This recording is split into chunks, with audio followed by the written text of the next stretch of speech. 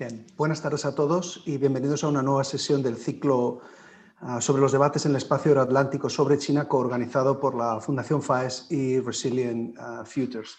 Nuestra lengua de trabajo hoy será el inglés, so I switch into English now. Today we will be, so welcome everyone, good afternoon. Today we will be exploring German debates and views on China. Let me start with a perhaps obvious but necessary remark. Our two distinguished speakers only represent themselves and will be sharing their own views, but both work for research institutions that provide regular advice on strategic affairs to the German policy-making community. Therefore, they will help us to have a better understanding of the debates taking place in Berlin these days. The main aim of this series of webinars that we are holding on China in February and March is precisely to have a better understanding of the debates on this subject taking place across the EU capitals. And with no further delay, let me introduce our two distinguished speakers today. First, we have with us Didi Kirsten Tatlow, who is a senior fellow at the Asia program at the German Council on Foreign Relations, or the GAP in Berlin. And she's also a non-resident fellow at Project Synopsis in Prague, a very outstanding and renowned institution in Prague. And Didi Kirsten's work focuses on China, particularly its relations with Europe and technology transfer, as well as on China's relations with Hong Kong and Taiwan. She has a long professional track record. Just let me mention that Didi worked as journalist in Asia and Europe for 23 years, most recently as correspondent and columnist for the New York Times in Beijing from 2010 to 2017. She's the co-editor of the book China's Quest for Foreign Technology Beyond Espionage that has just been published, and I will refer to this book later on. So welcome, Didi. And thank you. We also have Dr. Gudrun Wacker, who is a senior fellow at the Asia Research Division at the German Institute of International and Security Affairs, also better known for its acronym SVP in Berlin. Dr. Wacker areas of expertise and research include China's and East Asian geopolitics, China's defense and security and armed forces, maritime security, and EU-China relations.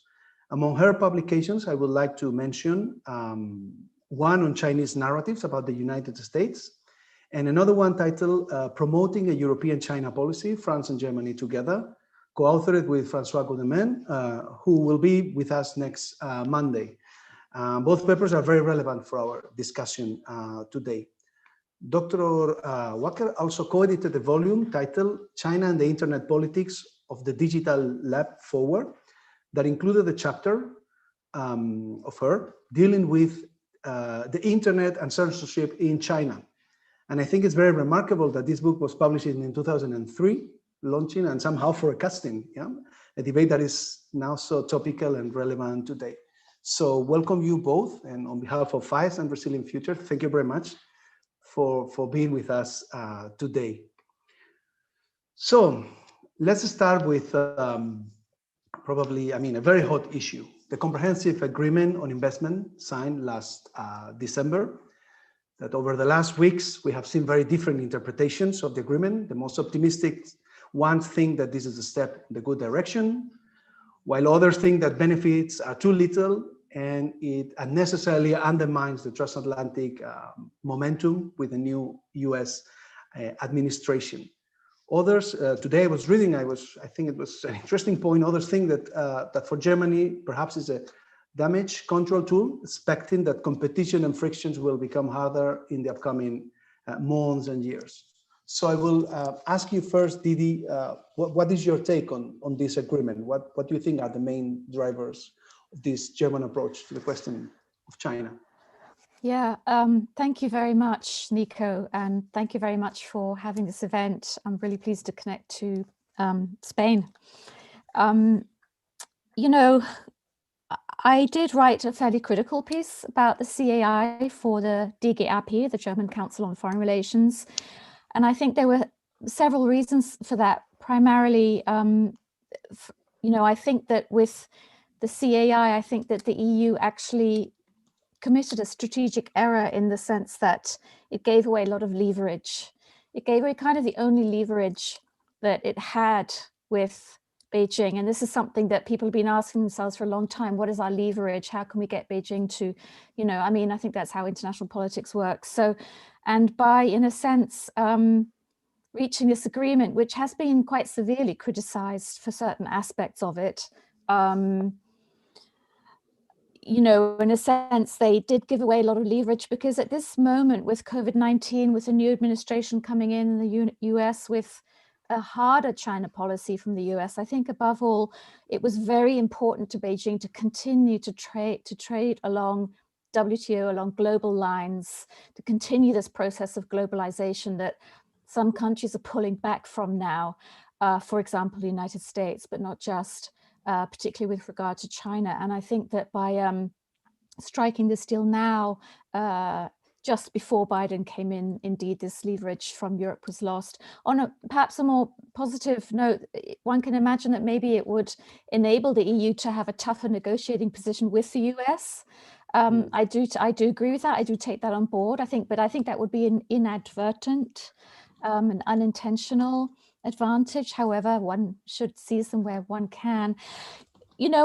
I did just write this book about technology transfer, and I'd like to point out here another part of CAI that concerned me quite a bit was that it did not address the issue of really large-scale technology transfer, which we have been experiencing with China for many decades now. It only addressed one issue, which was forced technology transfer, the so-called trade for tech. So basically you hand over technology as part of a business deal to manufacture in China, and then you get the profit and you take it home, or as much of it as you can.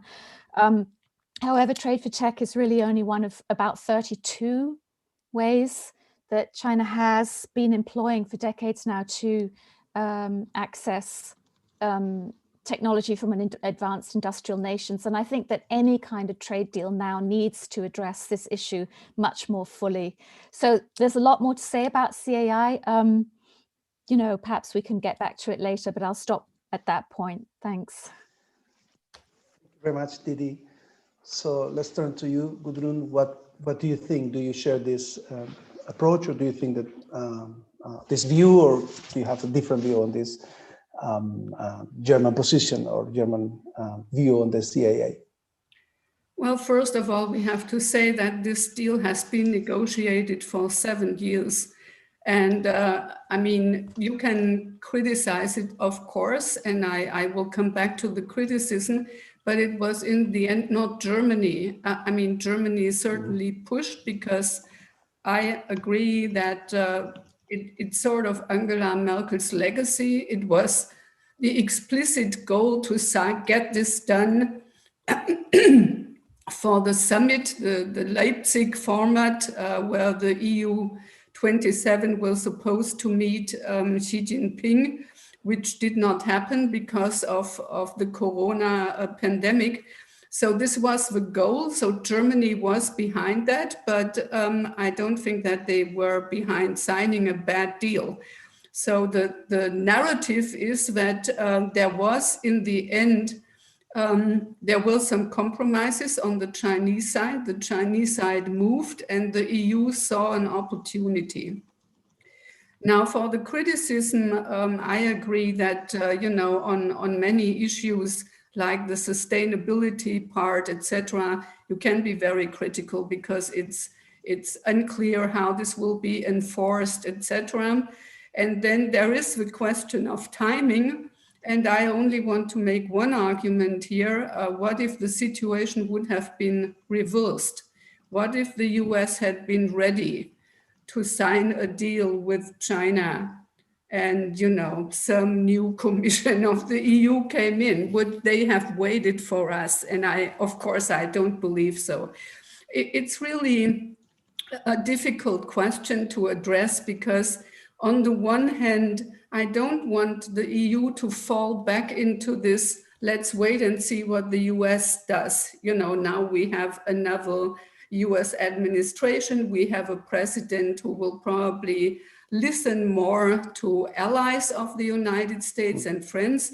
But if we fall back into this passive position where we only respond to what the US does, it's probably not good for the EU. So what I hope is that while we have signed this agreement, there will be further efforts on the side of the EU to strengthen the defensive toolbox, you know, all the things that the EU has started in the last years on international procurement, the trade defense instrument, on state subsidies, etc., etc. If we drop that ball, I think that would be very bad. But if the EU continues in that direction, I mean, this is where we can really make a difference to strengthen the resilience of the European Union. Not so much change China. This is where we can do our homework, and I just hope we do that. And I want to mention one criticism I heard, because I think this is important, probably also sometimes for the attitude of Germany. It's that smaller EU countries sort of felt steamrolled by the, you know, the way this was pushed through. None of them openly said anything in the meeting in December when this was decided, but you heard later from Poland, from Italy, that there was criticism that they were supposed to basically give a carte blanche on a treaty of which they didn't know the text.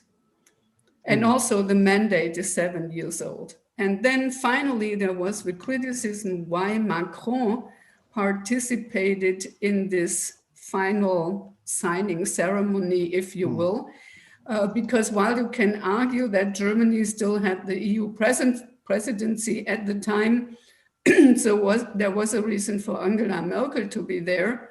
For Macron, it was less obvious. So these are basically, I mean, you can be very critical of this agreement. I don't know what it will actually do in reality. You know, once it's implemented, it will take a while. We will also see how much resistance it will meet in the European Parliament. But that's not German China policy. Mm-hmm.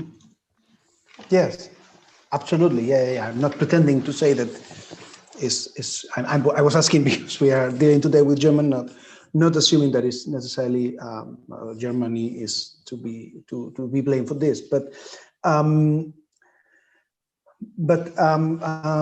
as a follow-up question, what you said that it's not unclear, yeah, if this will actually pay off the agreement, it will be possible to implement it, or it will have a big impact. But would you say, Gudrun, that then basically the main driver from the German perspective is economics? So it's basically mostly related to economic interests. Of course, this is an investment agreement, I know, but what I mean is that the German approach is clearly prioritizing the economic aspects of this relationship with China, or would you say that this is part of a wider approach towards China?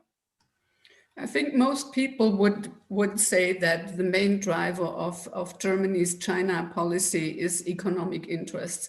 I don't think this is entirely fair, because even 20 years ago, there was a very strong human rights dimension in the German China policy. It was sort of set apart from the whole pursuing our economic interests issue, but it was always there.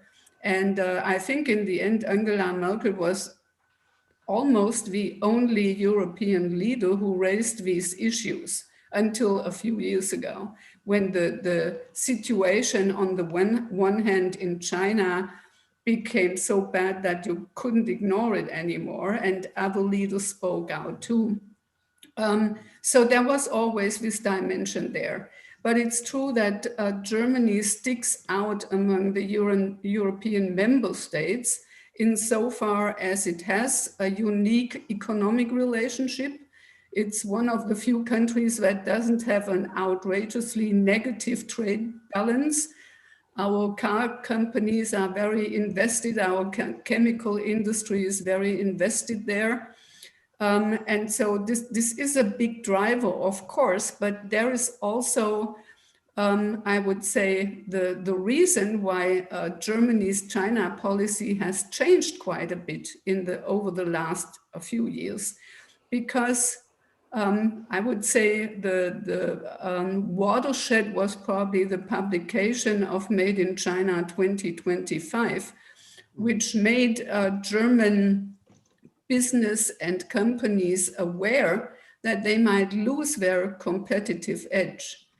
And it started with, you know, the takeover of KUKA, this small robotics company, when the German industry finally woke up that it's not that we probably have been too complacent in believing in our superiority. So losing this competitive edge, this is also a strong driver. It's also an economic driver, of course, but some of the changes we see in Germany and at the European Union level have to do with this fact, and also with the fact that China is much more present now in the European Union than 10 years ago. And what do you think, Didi? Do you agree? Do you think that your crystal ball, what does your crystal ball say, that this agreement will help in terms of leveling the play field in China for the German and European companies in general, or are you more skeptical about that?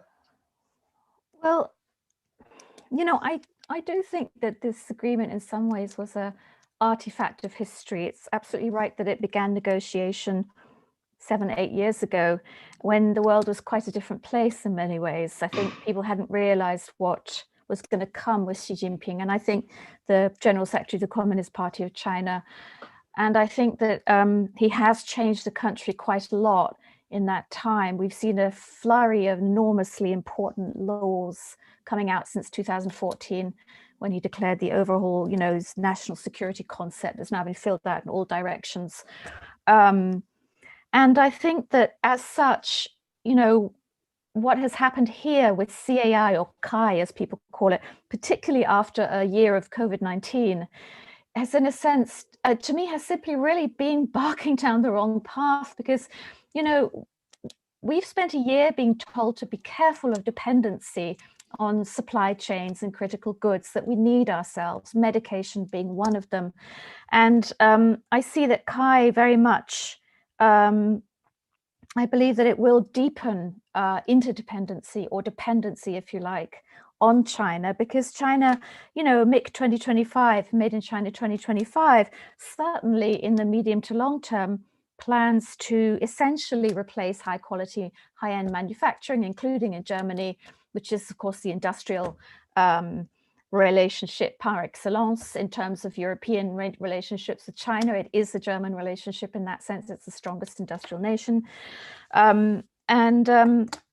I really don't see where Germans believe that their advantage is going to lie with Made in China 2025 clearly, overtly planning to replace a lot of advanced manufacturing where Germany has traditionally been strong. So to me, I really question whether this deal didn't spring out of a kind of a historical time lag, if you think, and that we should be thinking in different ways. We should be thinking more about how to make Europe stronger industrially, if you like, in terms of manufacturing, in terms of a certain independence or self-sufficiency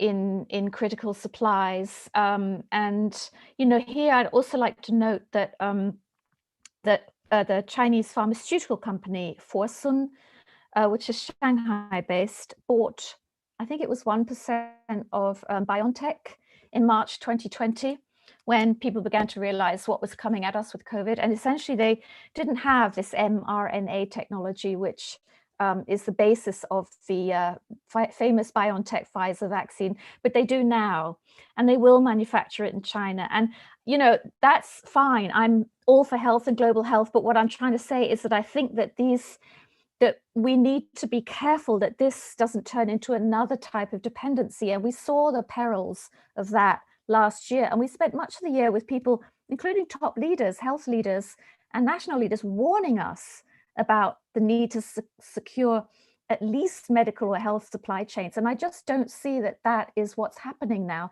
And I think that Kai is going to contribute directly or indirectly to that problem. So yeah, it does bother me. And, you know, and I think, you know, for Germany, clearly, in terms of Germany's debate on China, clearly it's driven by economic factors. That's, I mean, that's very obvious. You know, every now and then we see a attempt in the human rights direction, certainly, and we get these rather symbolic events like the very important, of course, on a personal level, the very important arrival of Liu Xia, the wife of Liu Xiaobo, the Nobel Peace Prize winner who died in custody in 2017. Excuse me, in 2017. Her arrival in Berlin was, of course, wonderful for her personally, and you know, etc. And I'm not doing it down one tiny bit, but these are in some ways symbolic gestures, and the broader issue of the legal system, of the human rights abuses. I mean, we're now looking at the situation in the Uyghur homeland. We're looking at the situation in Hong Kong, where they are starting to instruct 6-year-olds in the meaning of state security, national security. You know, there are a lot of problems building up with China, and I don't think that we have actually made our values and our interests coincide, if you like. And particularly in Germany, I don't think we've done that. I think that German interests are very powerfully economic, and I think that they're not really too bothered. In fact, we've seen the evidence of that. I mean, we've had statements from very powerful industrial leaders, like the head of Volkswagen, saying that he doesn't know anything about camps in Xinjiang. I mean, that's just, you know, that's all on the record. So I think we do have something of a I think we do need to rethink things quite a bit here in Germany. It's my personal opinion. Thank you very much, Didi. Let me have just a last follow-up question on this to you, Gudrun, because following what Didi has just said, and you've referred to this possibility of losing this competitive edge, and that KUKA was like a wake-up call. Do you think that this is really this kind of fear of seeing China as a potential threat? Because something that I have been reading over the last weeks and months is that somehow Germany, since the 80s, with this long-term perspective, has well, both countries, of course, have benefited from this trade or economic relationship, but Germany somehow has helped significantly or substantially to create a very serious competitor for these sectors where Germany is very, or where Germany has traditionally have this kind of competitive edge, industrial and engineering kind of thing. So do you think that this agreement is an attempt to prevent this from finally happening, or is it more kind of an accepting that, well, trying to postpone it for some years, that what it's perceived as inevitable, that China's rise is inevitable and China somehow will overwhelm or topple or somehow overcompete these German companies? What do you think, Gudrun? I mean, in the end, I don't know what, you know, where China made the big compromises and what the offers really were and where negotiations stood before. But in September, we heard that they haven't moved enough. And then out of a sudden, and I think that Xi Jinping saw an opportunity to get this done before the Biden administration comes into office. So for China, it's a win, definitely, because last year they signed the phase 1 deal with the United States. They signed the RCEP, the Regional Comprehensive Economic Partnership, with ASEAN and its partners. And now they signed this big agreement with the European Union. I think that on the German side, I mean, as I said earlier, some of our companies are very, very invested in China. They produce for the Chinese market, and they always have. It was different from some other, other countries that invested in China because of the cheap labor than to export stuff from China. They invested there with an eye that this is a huge market. And if you look at companies like BASF, who just made the biggest investment ever. You know, they're there for the long haul. And it's probably also, there is a dimension of diversifying away from the United States. So I really wouldn't overrate the German influence on pushing forward this agreement. On the other hand, and we will see what comes out of that, Didi.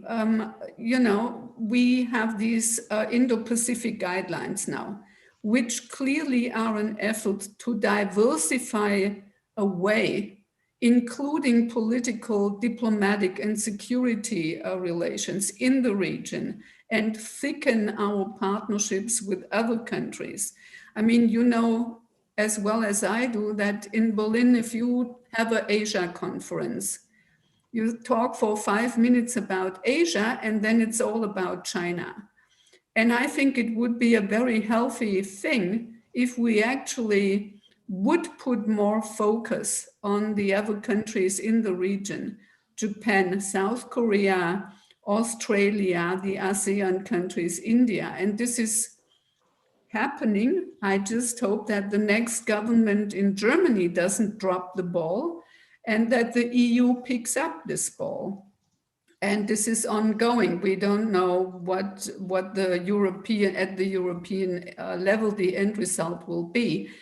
But I would say this is a welcome move. And in the end, I see that Germany tries to balance these three dimensions of the relationship with China that are spelled out in the EU strategic outlook.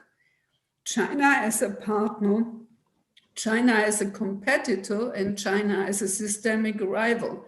This is not an easy task to sort of balance that.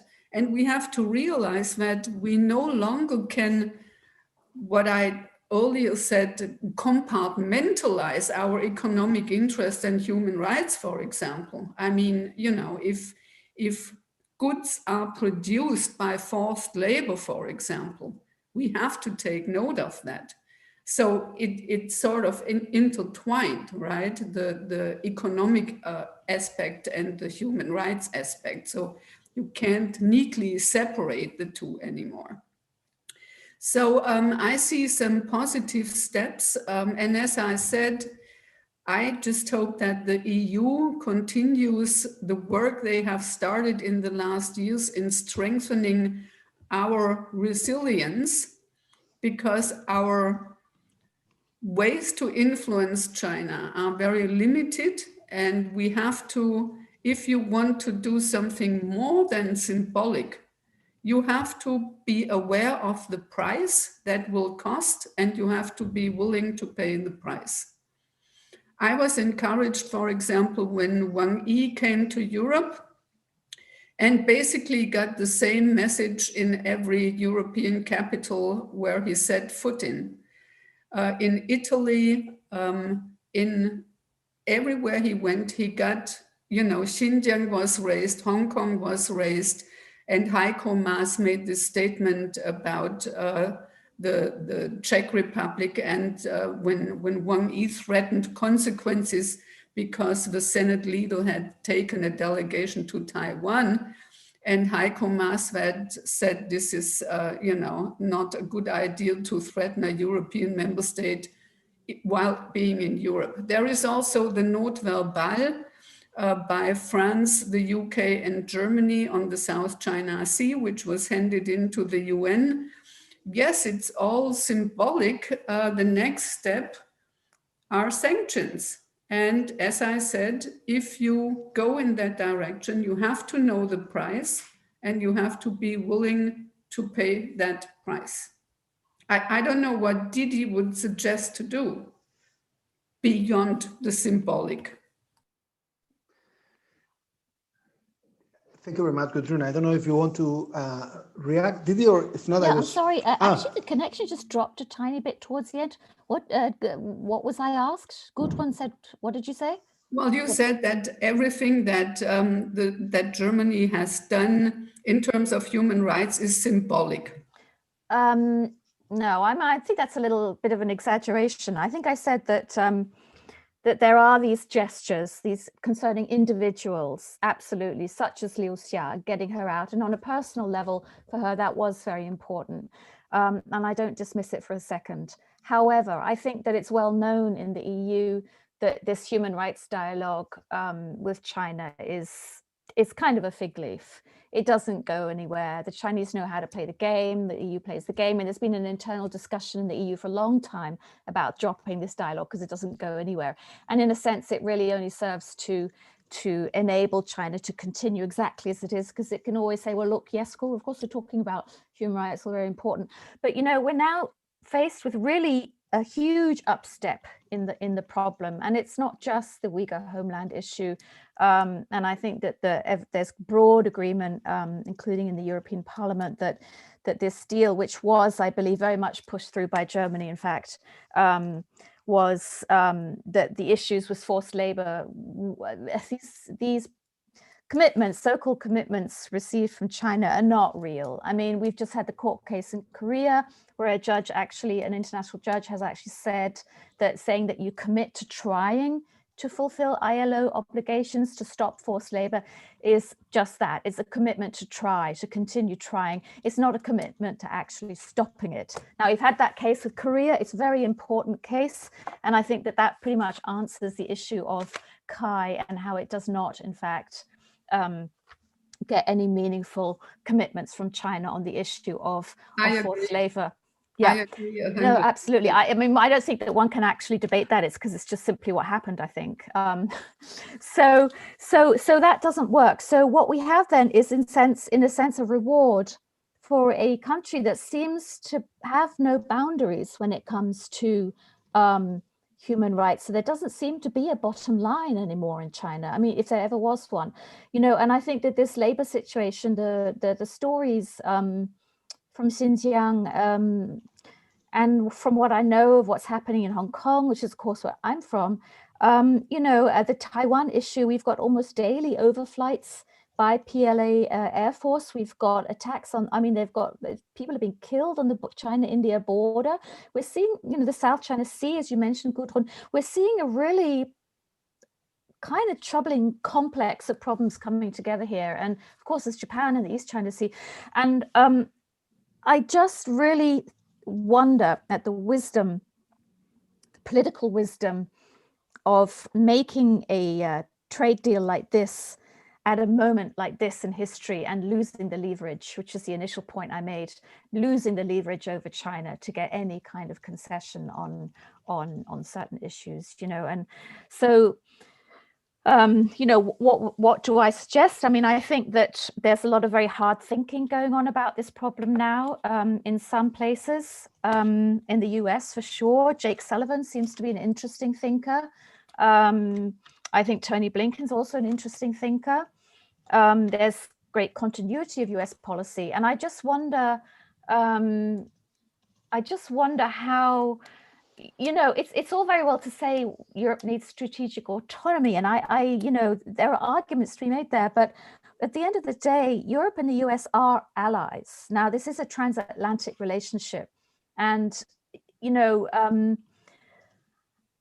I wonder to what extent Europe is going to be able to build up any kind of a strategic position if it still requires its security from, you know, so strongly from NATO, from the US, but doesn't really want to support those fundamental strategic and political issues that are actually very dear to the heart of policymakers in the US now, because they really see their technological edge slipping, and a large part of that is because of technology transfer. So, you know, and other issues, and the way that global capitalism functions, you know, the fact that so much of the investment into AI in the United States now is coming from China. You know, China is using this open global world system to become incredibly strong, but it's not willing to tolerate the instability, if you like, or the rough and tumble of democracies, of open societies, of open innovation, of free speech, of free movement, of individual choice. It's not willing to tolerate that kind of thing at home. Now, I'm not criticizing that, but I'm saying that there is an extent to which you see that China, in a way, wants to have its cake and eat it too. It wants to have full control at home. The CCP wants to have full control at home. And they just banned Clubhouse, this exciting new talk place again today.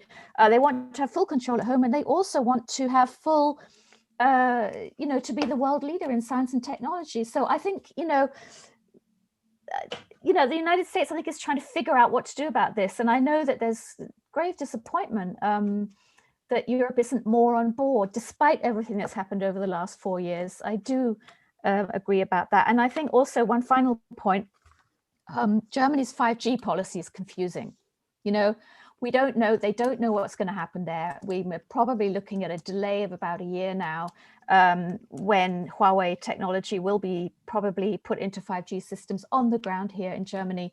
And my contacts with transatlantic, groups suggest that could be a major security problem going forward for Germany, between Germany and the US. And I worry about things like that. So again, I just feel there's perhaps a certain business first, unreality to the situation, and things have gone beyond that on a security level now. Perhaps at this point, Didi, before getting back to Gudrun, because we were referring before to the book that you co-edited, this China's Quest for Foreign Technology, and I didn't have yet the opportunity to read it, but I read the description, and it's very interesting that you refer to the mixture of legal, illegal, and gray zone methods that China uses effectively for securing technology transfers and the homegrown innovation process. Correct.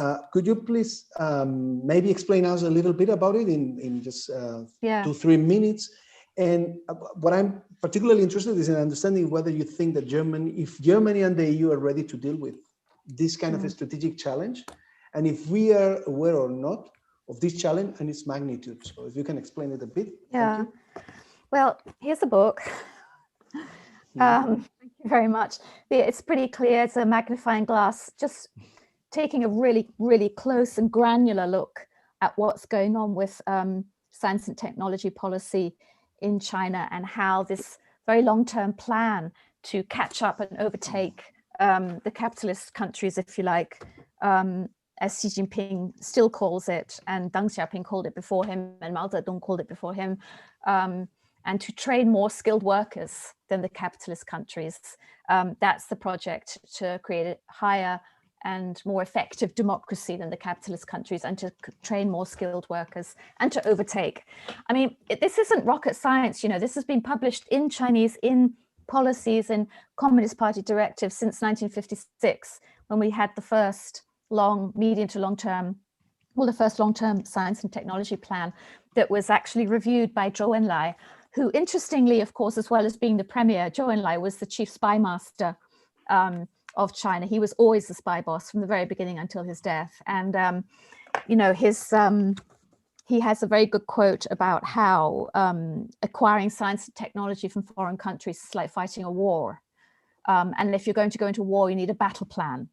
So that battle plan essentially is, it's not a master plan. It's not like some kind of a cliched, Marvel movie where, there's an evil villain doing this and that. But there is an incremental build-up of many, many policies aimed at strengthening China economically, politically, and I mean the Communist Party of China, of course, and fulfilling, an old nightmare, in the sense that China was always afraid. Ever since this sort of late 19th century, China was afraid of being dominated by the West because it has an incredibly powerful and proud culture and has much to offer culturally. I totally think that, but was scientifically and technologically behind and weak. So this is about righting that wrong, and the Communist Party is doing it incredibly effectively. And yes, I mean, it is a very, very clear system. There are, there are approximately 100,000 science and technology workers in China who work all over the place, like specialist libraries, ministries, companies, government offices of different kinds, who scan and scour every day what is needed from around the world, what is needed within China, and their advice feeds into policy. Now, we have nothing like this in the West, nothing at all. We have, as I said earlier, we were able to identify 32 methods of technology transfer, and they are legal, which is, for example, this so-called forced technology transfer, which isn't really forced, because in theory, you know, a foreign company could simply say, no, I'm not going to do this deal. If you want my technology to do X, then I'm out. So it's not, no one's holding a gun to their head. It's trade for tech. And, you know, that's one of 32 methods. And it goes all the way from this trade for tech to intensive collaborations at all levels throughout the knowledge and research systems of Europe and the United States and Canada and Japan and South Korea and Australia and New Zealand and other places, through to the actual outright cyber espionage, which is also severe, as we've seen. I mean, people pin a lot of this change in US policy on Donald Trump. In fact, it kind of began with Barack Obama in 2014, when his administration put out the FBI list of 5 PLA military hackers who hacked US Steel and other companies for their secrets. And it was that was really the first shot in this particular phase that we're in now. There's far too much to say about this topic, so I don't want to go on take up time. I'm sure Gudrun also has much to contribute, but just finally, whether or not Europe is awake to the challenge. I think sectors of Europe are aware of the problem, but I don't think that particularly any part of Europe is aware of how big and deep the challenge is. I think that we have very open liberal societies. We consider research to be a global humanistic good, which I agree with. The problem is that if you're dealing with a kind of a political system that doesn't see it necessarily as in those terms, then you've got per se a problem. You've got sort of categorical differences and categorical clashes going on. So, and it's in this book, I wrote a chapter about Germany, I wrote a chapter about Europe, and it's together with 2 other people, and it's our firm conclusion, and the evidence shows it, that there's far too little going on here, especially in Germany, which is really, with the United States, the key target, and also source, because there's so much engineering here, for example. I mean, there really is, you know, nuclear physics, health, you know, no, it's not being adequately managed. And Germany is particularly difficult to manage, first of all, you know, because sense of security or the threat perception, I think, in German society about the need to protect and maintain democracies, because they don't just flourish on their own. You know, democracy can be lost, it can be destroyed, it can be damaged, and it's such a precious good, really. I think that sense here is pretty low, actually, because I think that, you know, for historical reasons, there have been decades of great flourishing with not too much, perhaps, effort to protect what I call democratic security. And the second point, you know, is that I think that again the main point is probably simply that there's just a huge lack of awareness of about what's going on. You know, there's a pipeline of people. It starts with students, and then it moves into professional associations, and then it goes into domesticated professors here. And most people are wonderful and don't really know what's going on, but here and there are issues, and overall there are a lot of them being used, you know, and we were able to find the numbers. I mean, we've got there are about 95 professional associations in Europe for Chinese overseas who are in some way or other connected to technology transfer systems that go back to so-called technology transfer parks in China. That's exactly what they're called, where they commercialize the technology, and then it, you know, creates money in China. And, you know, China is brilliant at this, and it's absolutely brilliant at commercializing technology. And it's something that we fail to do. We tend to produce ideas in universities, and they're often fantastic ideas. We don't necessarily commercialize them very well. Knowledge is just considered a great thing on its own, you know.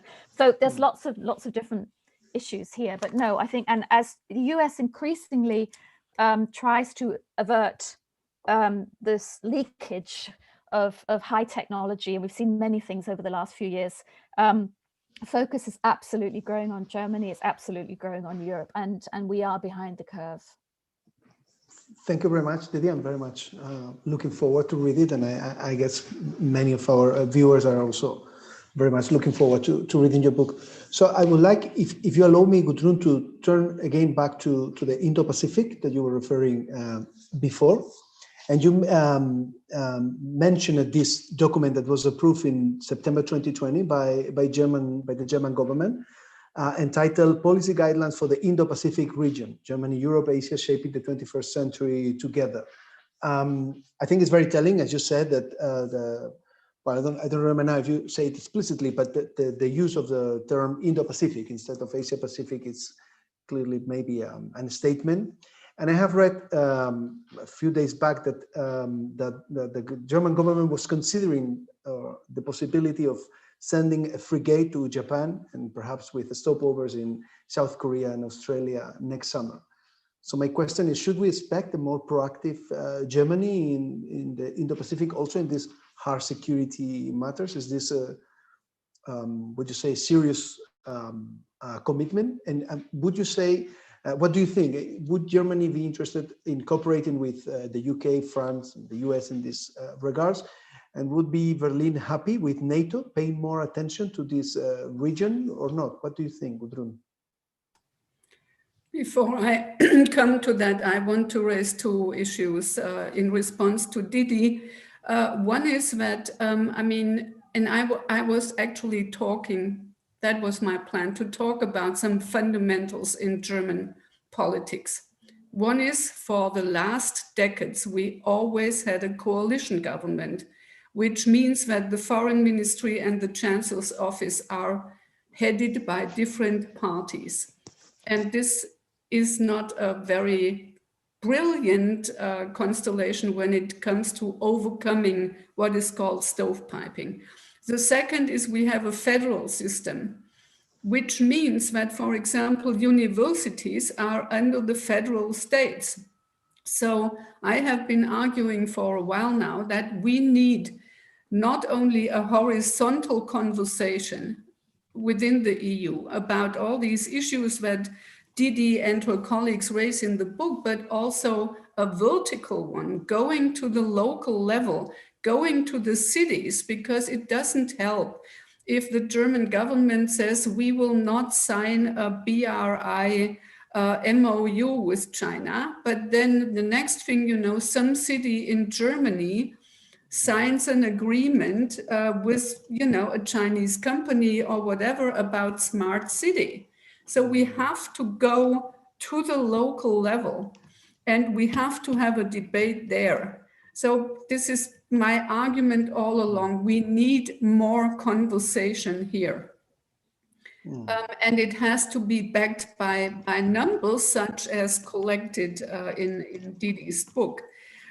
So that there needs to be a scientific foundation for that. Otherwise, we have no good arguments. And the second thing I wanted to say is about the democracy. Probably this is part of the problem, not only in Germany. I mean, we all have our populist movements, France has it, Germany has the AfD, and I don't know what will happen at the next election.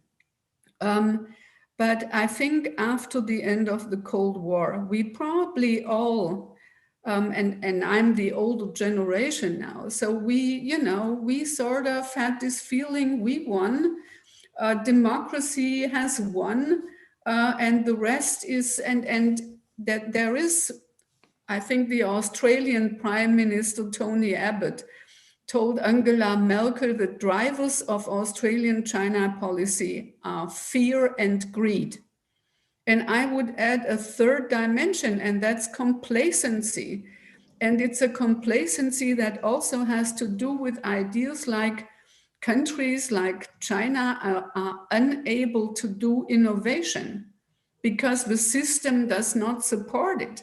But we see that there are methods to compensate for that. Let's put it this way, even if you cannot produce the innovative breakthroughs yourself, there are methods to acquire the knowledge needed and the technology needed and then adapt it, etc., etc. So I think we really have to say goodbye to this sort of complacency, including concerning that our own political system is a given that cannot be challenged. And I think that what happened after the US election is the best example how vulnerable the system is. And I mean, think how this is perceived in Russia and in China. How January 6 was perceived in China. Okay, so that's on that. On the Indo-Pacific. Sorry, Gudrun, before we jump into the Indo-Pacific, what was this perception in China about January 6 events in the US? What do you think was the mainstream perception? Well, one is the classic argument that the West is measuring with double standards. So, you know, we were all for it when the riots in Hong Kong broke out, but now that it happens in Washington and in the Capitol, and there you see double standards. So this is one argument. But also the fact that a democracy like the American one that is, you know, so proud of its tradition, I mean, came so close to a coup. It's really, I don't know. I mean, how this must look. Our systems don't look very stable from the outside.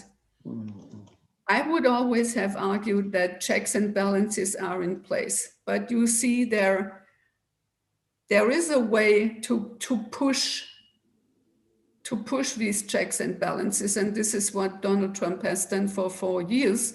And I would fear that some of the parties that exist in Germany and in France and in other European countries might do as well if they ever have a chance to come to power.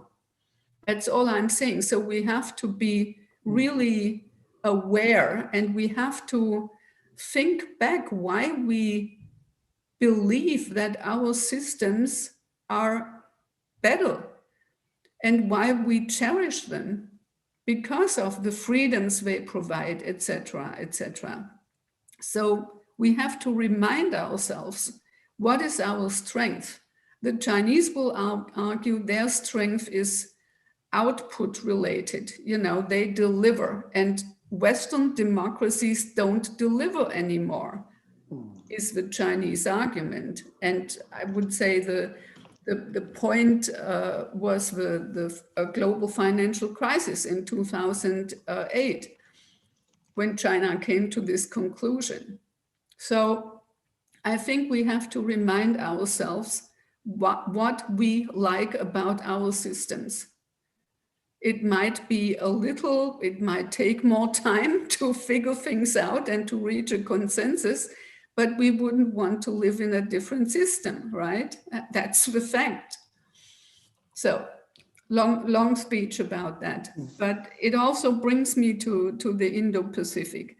I mean, this is a start, and I think that if you read the guidelines, they explicitly say that this is a building block to move in the direction of a European positioning on the Indo-Pacific. And actually, Germany from the beginning was in close consultation with France, and also the Netherlands, who have in November published their own paper on the Indo-Pacific, are in the boat. The three countries together have produced a non-paper, which they presented in December at the COASI in Brussels, at a COASI meeting to discuss.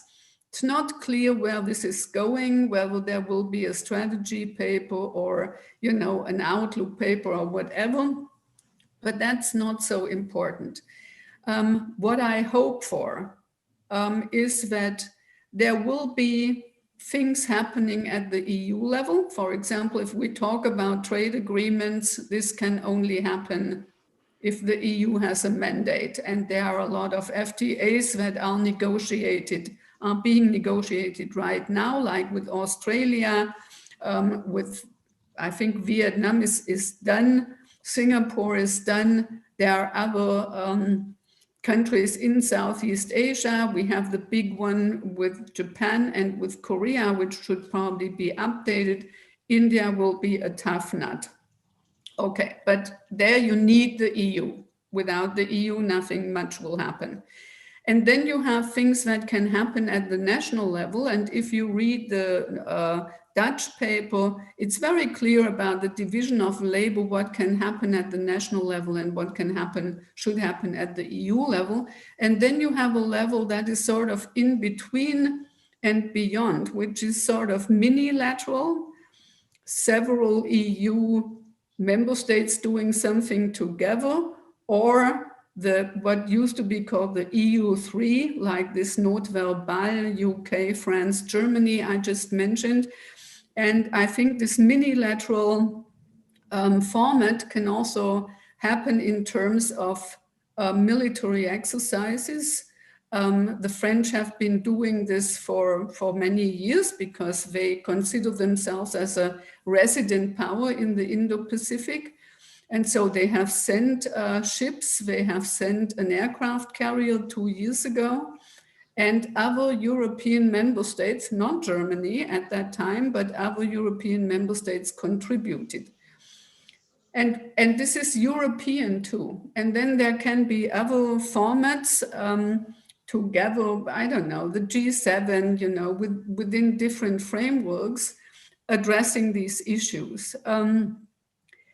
The promise you referred to, there were meetings between our Minister of Defense with Singapore, with Australia, and with Japan, meeting her counterparts.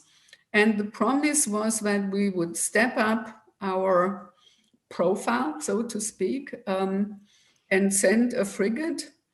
This was planned for last year, obviously didn't happen because of Corona. In the past, it couldn't happen because we didn't have the ships to do it.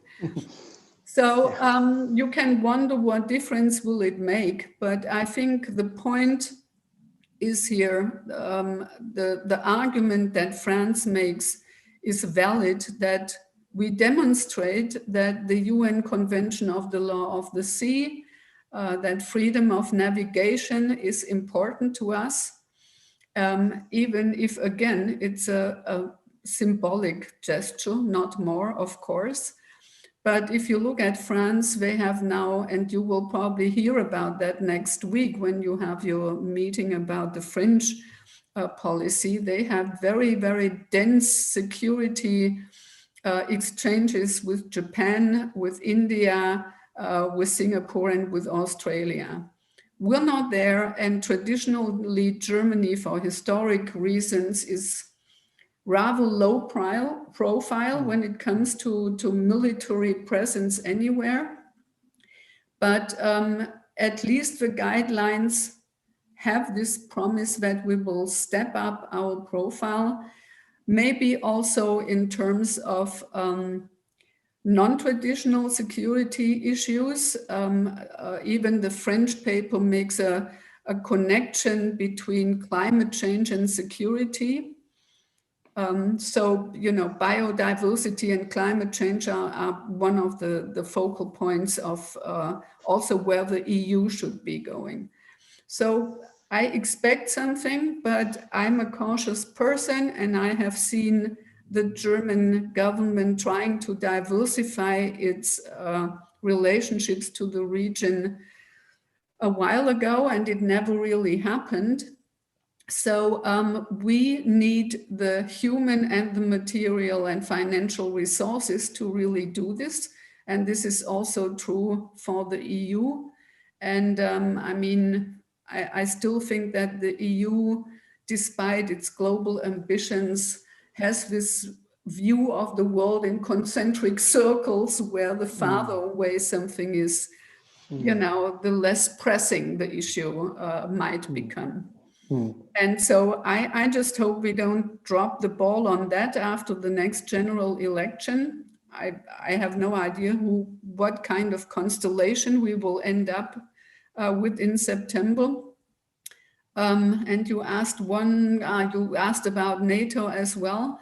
I think NATO is looking into the topic of China, not in the sense to make this an operational issue, but they have partnerships in the region with Japan, for example, with Australia. So they're discussing it. And I think the role that countries in the region could probably see for NATO is on cyber and issues like that. You know, not sending an aircraft carrier, because the US, they have their alliances in the region, but for NATO on cyber warfare and things like that, to have more cooperation and exchanges on that. Thank you, Gudrun, for your comprehensive explanation. No, quite on the contrary. Thank you very much. And Didi, well, in the Indo-Pacific, yeah, one of the most challenging hotspots is clearly Taiwan, which is a particularly challenging situation. And it seems that President Xi Jinping, well, he seems truly determined to absorb, reintegrate the island into China during his lifetime. What is your view on that? What do you think is Berlin's position and policy towards Taiwan? Yeah, that's a super important question. And I do worry that this decade that we're in now, that Taiwan is going to be the big human rights crisis. You know, it's not impossible that there would be some form of serious crisis there that we will need to think about, which is why I believe that we need a lot more deterrence for around Taiwan, and which is why the Indo-Pacific guidelines, great as they are as a beginning, I think need to be expanded. For example, the word Taiwan is not mentioned once in the Indo-Pacific guidelines. Now, I don't see why a country like Germany, which has substantial business presence and works very hard to maintain its positive relationship with Beijing, as all countries do, but Germany does really rather successfully, shouldn't mention the word Taiwan in its, you know, multi-page Indo-Pacific guidelines. After all, Taiwan exists.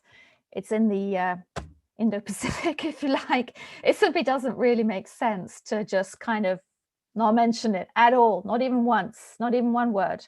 So that doesn't really, I think that Germany missed an opportunity there, much as I welcome these guidelines, and I do, but I think Germany missed an opportunity to do a little bit more.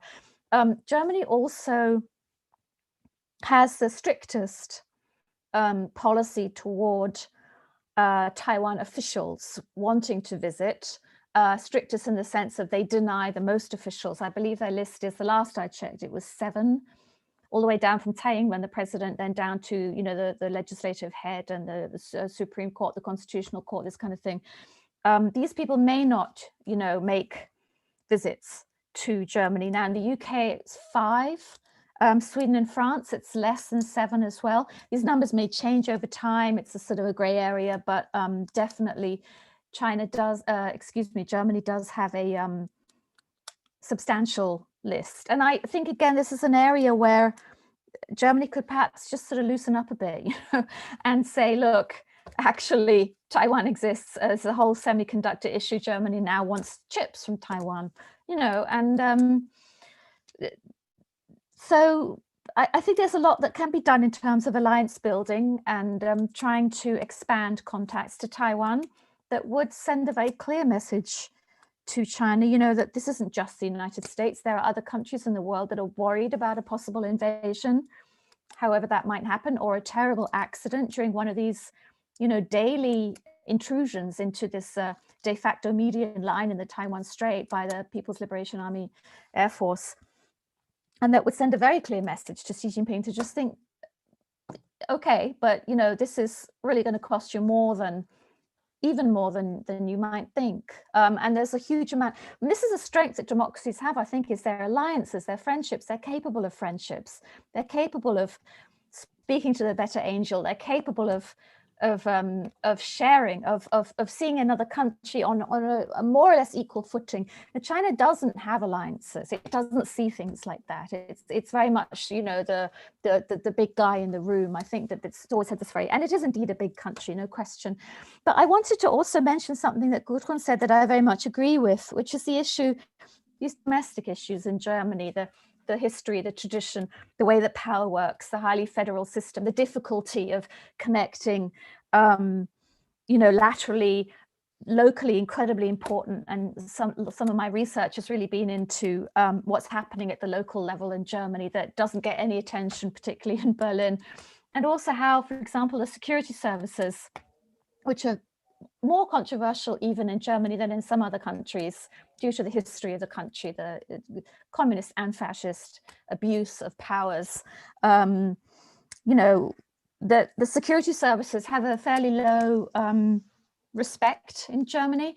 Now, unfortunately, with a lot of what the CCP does overseas, with the United Front, with other systems of influencing and interfering, we are dealing with, at best, semi-hidden, most often hidden structures, networks, activities. And, you know, this does require a certain kind of knowledge and potentially of surveillance too. So, you know, how to carry that out? I mean, whenever there's a serious problem in Germany, as I understand it, basically either the UK or Americans are brought in to try and figure out what's going on. And a lot of that happens through signals intelligence. Now, you know, it's a problem for Germany, I think, and I'm not advocating that kind of security state, but I am saying that I think that we need to find ways to perhaps get more information about what's going on and then to spread it around a little bit more, you know, in government, in society, in business, so that people simply know more about some of these risks of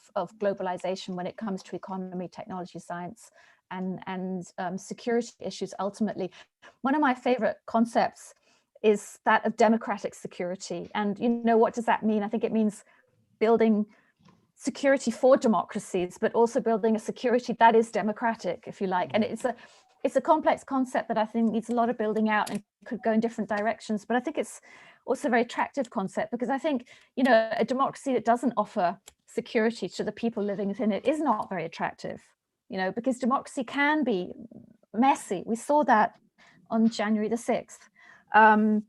It can be dangerous, you know, in that sense, but it's precisely this freedom that creates that incredible, you know, progress, if you like, advanced human spirit, and the, you know, the security as well, the legal security, which is so important to people, the freedom from fear, that people, I do believe, cherish. And, you know, apropos, you know, January the 6th, I just wanted to say that I think that Joe Biden, in a way, was the best answer to what happened there.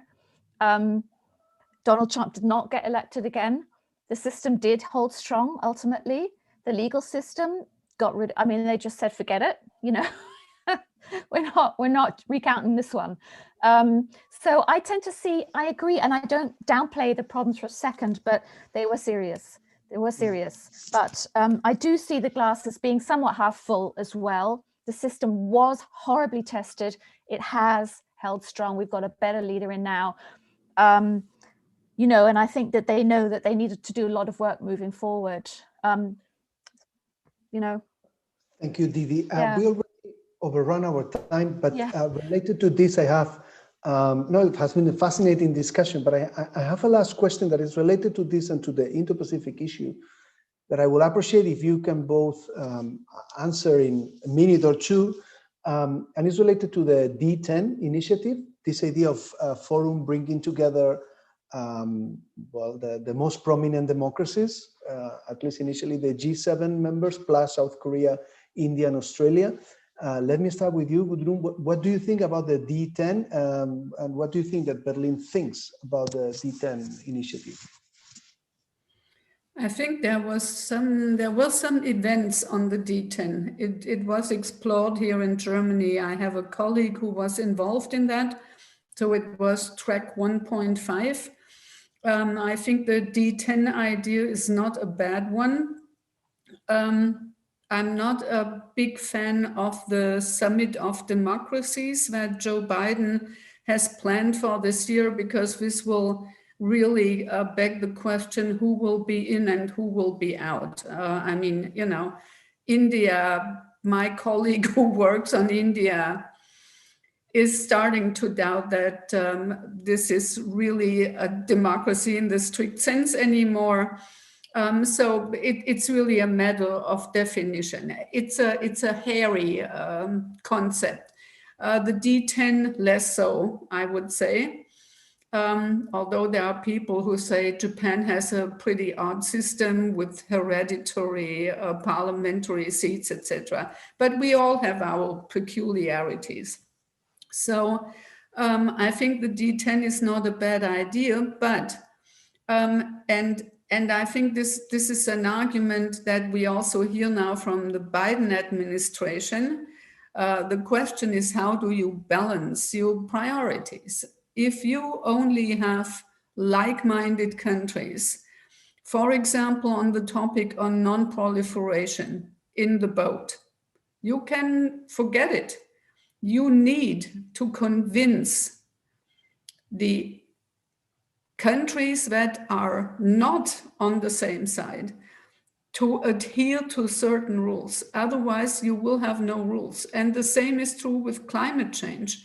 And we will see how this plays out in the Biden administration, because he obviously made the fight against climate change a priority. We see this in all the domestic, the executive orders he has signed and the ambition he has articulated. So there are issues where you need to work with China, because if China is not in the boat, it will be the big spoiler. That doesn't mean we should fall for, you know, Xi Jinping announces in 2060, we will reach this or that goal. I mean, 2060 is 11 years after the second millennium goal. By the way, I think this is the latest when the expectation is there that Taiwan will be back to the motherland, because without that, the big renaissance of the Chinese people will not be complete from the perspective of the Chinese leadership. So I think the D10 is a good idea to push certain things forward, but on the global challenges we are facing, you need to have a broader coalition. And it's always a trade-off. If you look at the UN, it's probably not the most effective system, to say the least, but it has still some legitimacy. The clubs, they might be more effective on certain issues, but the legitimacy then has to be earned. And I think this is probably my final word on Germany. We always tend to believe that what Germany does is per se, by definition, in the interest of the European Union. No, it's not. And we have to listen much closer to what the other member states and the smaller member states are saying. We used to be pretty good on that, but somehow we lost it. So D10, good idea, but not enough on, you know, the really big challenges of our time. Thank you very much. So over to you, Didi. What do you think? And if you can summarize it in no more than 2 minutes, that would be perfect. Thank you very much. Thank you. Yeah, look, I agree on these comments about the D10. I don't think that we should put a number on it at all. I just think we should say democracy plus, whatever we're going to end up with, whatever number there. Keep it loose, but have really clear commitment and understanding among the countries who are interested in networking and having alliances about what it is that we're fighting for. I think faced with Russia and China, I think that it must be sufficiently obvious to people that there is a lot that we need to fight for, and for a lot of people. So, you know, but that will take real commitment and not hypocrisy. You know, it will take actually saying, yeah, we do actually need to do something about this, and not saying yes, you know, we're democratic, and then going off and deepening dependencies, which I think are risky. And 5G is another example. We didn't talk about it so much, but very, very important, very unclear what's going on there right now in Germany. And, you know, so that's one issue is, yes, absolutely, alliances, we don't need to put a number to them. And, you know, I guess that's the main thing. We've got the Transatlantic Alliance, which I do think still means something, perhaps now more than ever, with the United States, which is, after all, has had the system very successfully for 250 years, 200 years, you know, it's starting to struggle. And if you look at things historically with a long view, that's not surprising. Things happen. They've happened in Germany, they've happened in Spain, they've happened in China. They haven't happened so much in the US. It's a young country. But, you know, I think it will take real commitment from us and energy and belief and positivity in the value of our democratic systems, and not just expecting America to sort of sort everything out and then complain about America at the same time, which I think is probably what's happened here. But finally, I do also think that Germany, to get back to Germany, since this is about, you know, Germany's view, I was surprised that this CAI treaty did very much reflect Germany's needs and interests, in the sense that I had been hearing for most of last year, I'm sure Gudrun had too, from some German, you know, officials, that Germany was aware that it had been a bit of a big foot, as they say, in the EU. It had sort of, you know, prioritized its industrial policy. The rumors about a side deal with Telecom for Germany and then a side deal for Airbus for France with CAI, you know, are disturbing to many smaller EU countries. And I do worry about how that's going to play out long term in the EU in terms of unity post-Brexit. So I really think that's something that Germany maybe could think about a little bit more. And I'll stop because I took 3 minutes. Yeah, thank you very much, Didi. No, thank you very much. That's an excellent point, and it really a point to start with the conversation next Monday, because it's a very relevant one. So, well, I want to again, Gudrun Wacker and Didi Kirsten Tatlo, to thank you very much for this excellent and fascinating discussion that I'm sure will help us a lot here in Spain to have a better understanding, not only about German debates, but about the debate on China in general. So thank you very much, you both, for your time and for being with us today. Y al público que nos está siguiendo, pues espero que podamos vernos de nuevo el próximo lunes. Muchas gracias. Goodbye. Thank you very much. Muchas gracias. Thank you very much, Nico. Thank you. Bye, Nico. Bye-bye, Gudrun. Thank you very much. Goodbye. Bye-bye.